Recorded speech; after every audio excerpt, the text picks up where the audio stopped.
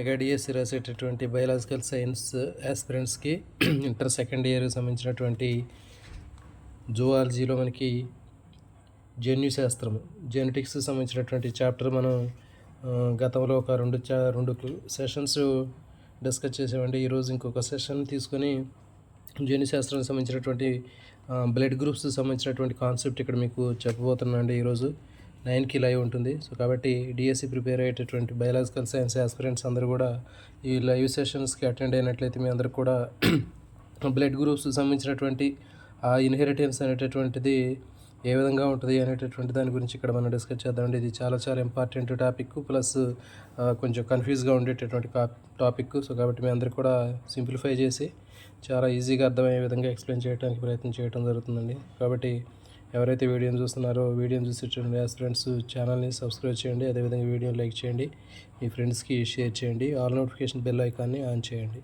Thank you for watching.